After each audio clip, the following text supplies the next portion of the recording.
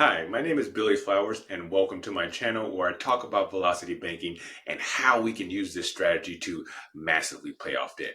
So in today's video, we got a good scenario here and I'm not even going to waste any time. So let's get started. So like always, we're going to start with our four key numbers. We have our income at 2,500. Our expenses are at 2,400. We have a debt, a credit card for $8,000. And our cash flow is only $100. Yeah, that's it. $100. Now, we have a small income and we only have a cash flow of $100. But even with that, we can still use velocity banking to pay off this debt. Now, it may seem impossible, but it is possible. Anything is possible if you have a positive cash flow with velocity banking. But speaking of that, we always say that you don't have to change your lifestyle or anything when you're doing this concept. But if you have low cash flow and you have a bunch of bills, I would seriously look at your bills and see if there's anything that you can cut back on. Because there's something that you might have a bunch of subscriptions that you're subscribed to. You might have Netflix, you might have Hulu, Disney Plus, Amazon Prime. All those subscriptions, you probably can get rid of some of those things. It might not seem like it's a bunch of money, but if you got rid of Netflix, that might be $20 a month. Hulu is $10. Disney Plus, like pick something. You might cut back on going out to eat. You might take a couple trips to Starbucks or something every week. Just see what you can cut back on just to help you out with this cash flow for now until you can get your cash flow up. But even with $100, I'm going to show you that it is still possible. So let's keep going. We do have our credit card for $8,000, like I mentioned, and the payment is $320 per month, and it has a 27% interest rate. Now we do have the rest of our expenses here. We have rent at $700 a month. We have a car payment at $300 a month. The car insurance is at $80 a month, and the rest of the bills that we can pay with a credit card is $1,000. Now the interest, if we only paid the minimum monthly payment for the first year for this credit card, it would be $2,160 per year, $180 per month, and $21.92 per day. Yeah, that's pretty ridiculous. So we're gonna get started and see how this is gonna work. So we have our credit card of $8,000, and our income that we're going to put in is $1,320. And how did we come up with that number? Well, at first, what we had to keep in cash was $1,400, and what we could put on the credit card, which would have been the rest of our bills, the rest of our expenses, would be $1,000. But if we're putting $1,320 into this card every single month, what is that going to get rid of? when you look at this, and the monthly payment on the credit card says $320, right? And you're putting in $1,320. Is this credit card still a bill? Or what happens to it? What happens? It turns into cash flow, right? We're going to get that cash flow. So this credit card, you're no longer going to have that payment, right? So this payment is going away, and our cash flow is going to go up by that amount, $320. Now we have $420 of cash flow to work with, right? So now what we have to keep in cash is this is no longer a bill. it's going to go down $320. Now we only need $1,080 in cash because that's your rent, your car payment, which equals $1,000, and your car insurance, which is $80, $1,080. And now, where we used to put, where we are at $1,000 for the rest of the bills, now we're going to add $320 to that, which was the monthly payment, and now that's going to be the $1,320 of income that we're going to put into the card every single month. So in month one, once we put our income in of $1,320, it's going to lower the balance down to $6,680. And then our expenses, remember the rest of the bills that we're paying of $1,000 is going to come out of the card. And then it's going to raise the balance up to $7,680. And I took the interest here off of the high balance every month just to leave room for error. But like I always say, you're not going to be paying that high of an interest, because once you're never going to be at an $8,000 balance for even a day, because you're going to, soon as you get paid, you're going to put money into this card soon as you get paid. So you're not going to be at $8,000 for the month. So you're not going to get charged this amount of interest. But I just want to put the high interest here just to leave room for error. So we have $180 in interest getting charged, raising the balance up to $7,860 at the end of month one. Month two, we're going to repeat the same process. $1,320 is going in, $65.40 is the balance. Then we have our expenses coming out of $1,000, raising the balance back up to $7,540. And then the interest we're getting charged is $176.85. Balance $7,716.85 at the end of month two.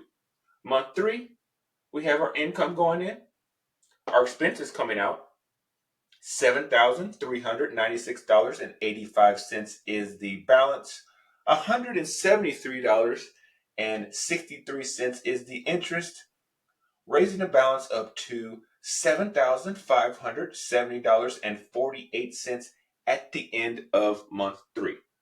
Month four, we have our income going in, expenses coming out, the interest that we're getting charged, $170.34. Remember, this interest is off of the beginning balance at the start of month four, raising the balance up to $7,420.82 at the end of month four.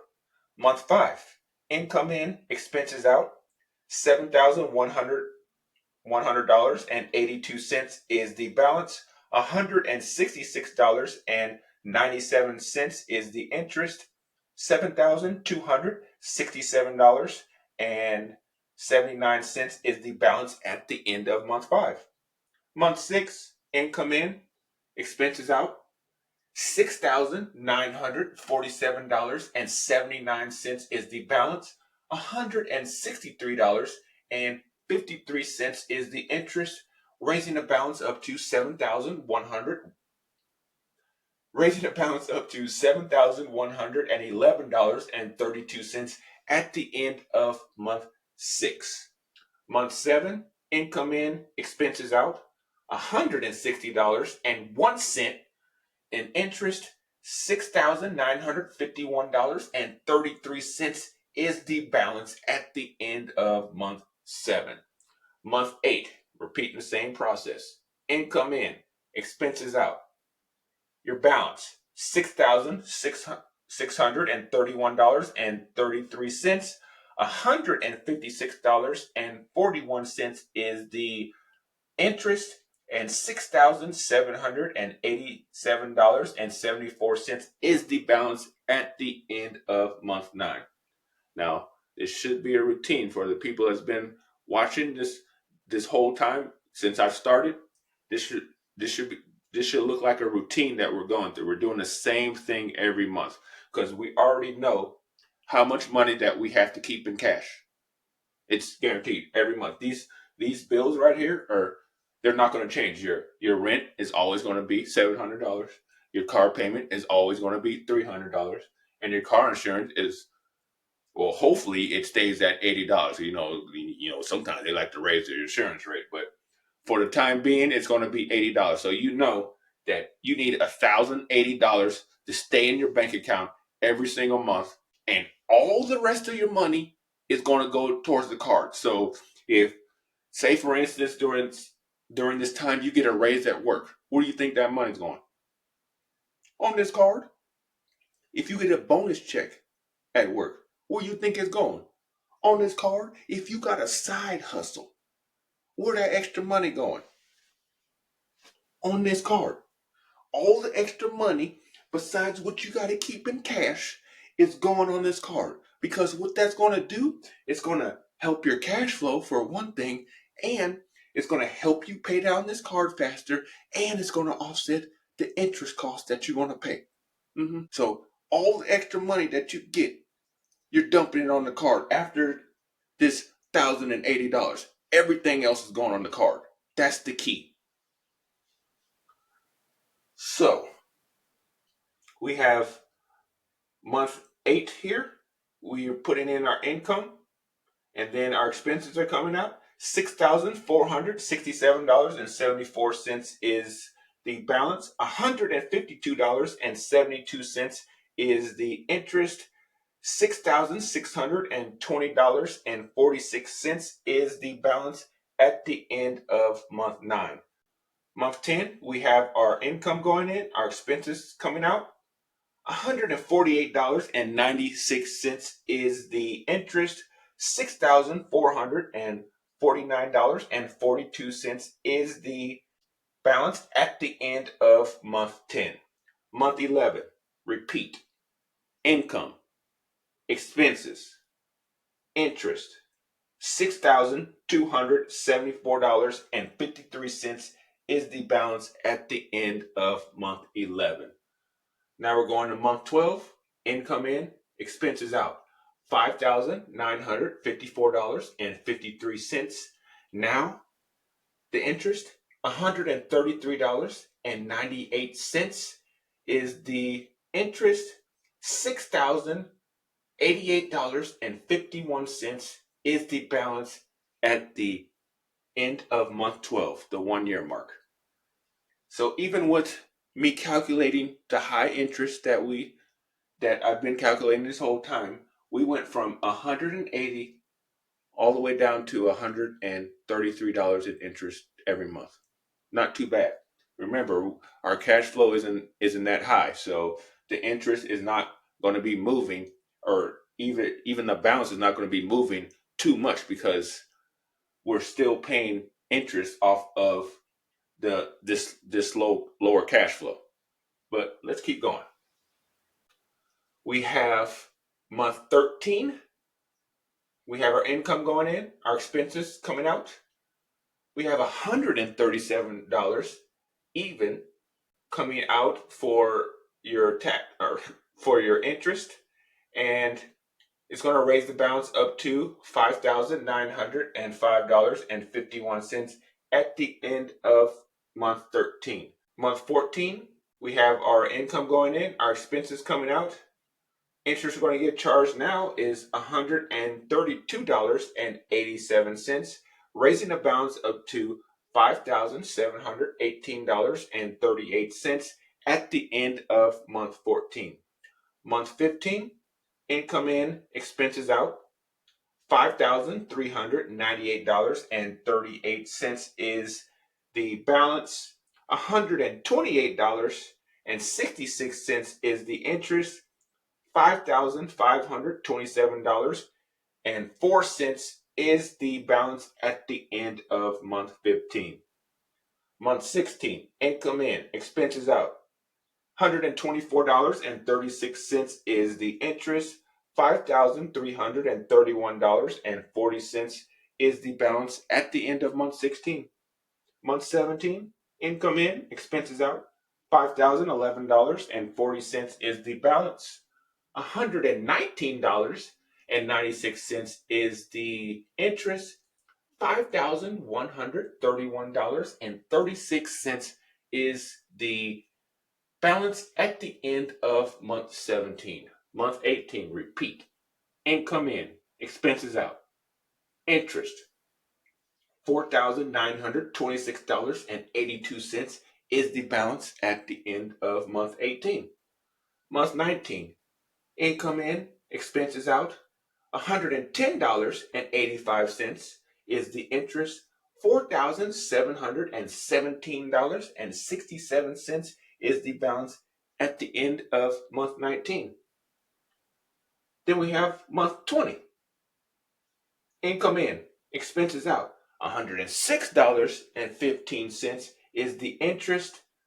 $4,503.82 is the balance at the end of month 20. So 20 months. Started with $8,000. Now we're down to $4,500. Not too bad with working with small cash flow. Remember we started with only $100 of cash flow. This is amazing because you already, if you would just be paying this $100, this balance would have barely moved in 20 months. Barely. It wouldn't have moved this much. I guarantee you that. Month 21, we have our income going in, our expenses coming out. $4,183.82 is the balance. $101.34 is the interest. $4,285.16 is the balance at the end of month 21. Month 22, income in, expenses out. See that right there? We're under $100 in interest now. $96.42 is the interest. $4,061.58 is the balance at the end of month 22. Now I stopped right here because I know some of y'all, y'all like seeing these numbers and hearing my voice, on here, but I didn't want to keep going because we'll be going for a while. And as you can see over here, we're going to pay this card off in 37 months. So just imagine me going at least, another 15 months on this on the board. You guys need some sleep. I want you to, get some sleep so you can pay some bills off, so you can use this strategy to pay some of your debt off. So you need some sleep. So no, we're gonna stop right here at month 22, and I worked all this out in my notes, and it came out to 37 months that we're paying this off. So that will be 3 years and 1 month. Now that may be that may seem like a long time, 3 years, but imagine for a second that you are looking at what your income is, what your expenses are, and you only had $100 left every single month, and you're worried about, like, how am I ever gonna pay this 8K off, this $8,000 credit card off? I just showed you how. And the only thing you're doing is you're changing the way that you're paying your bills. Instead of your credit card monthly payment being a bill, it turns into cash flow. And you're just paying the interest on the card every month instead of paying the monthly payment and the interest. Now you're just paying the interest. The interest is coming out of the cash flow that you gained. And again, I took the interest off of the highest balance each month. So you're going to be paying less interest in this. And on top of that, if you're getting any type of rewards on this card, at 1%, you're getting $10 a month. Not too bad. 1.5%, you're getting $15 a month. So each one of these interest costs, you're either taking $10 or $15 off of that every single month. So what is that going to do? It's going to lower this 27% that you're going to be paying on this card. And as long as we're beating that 27%, I mean, as long as we're paying this card off before what the statement says, because the statement probably says it's going to take you like 53 years to pay this off if you were just paying $320. You know how these credit card statements are. As long as you're paying this card off before 53 years, I mean, we're doing 3 years and 1 month. And you know how fast years go by nowadays. It's like blink of an eye, the year's over. I mean, we getting close to Christmas already. Crazy. 3 years and 1 month, starting off with $100 of cash flow. Insane, right? And this could be even quicker, like I said, if you looked at some of your expenses and maybe you can cut back a little bit, or you can in 3 years, I'm pretty sure you're probably gonna get a raise at your work. Or you might work somewhere where they might give you a bonus check.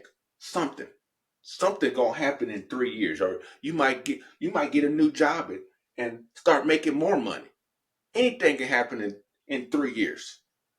If you start making more money, then you already know what's gonna happen with this right here. You're not gonna change your expenses at all. You're gonna keep your expenses at where they're at. Just because you're making more money don't mean you need to spend more money. No, you need to put that extra money in here because you have a goal. This is your goal, is to pay off this 8K as soon as possible. As long as you do that, you'll be fine. Don't worry. This velocity banking, this concept works even with the low cash flow, because like I always say, your monthly payment on whatever credit card that you have turns into cash flow if you're dumping your income into the card, because that payment is satisfied and that monthly payment turns into cash flow. You want to get that cash flow, right? You better get that cash flow. Get it. Get that cash flow. So, like always, I appreciate all of you. I appreciate all of your support. And I just want to thank you. And don't forget to like, subscribe, and comment below. And like I always say, get that cash flow.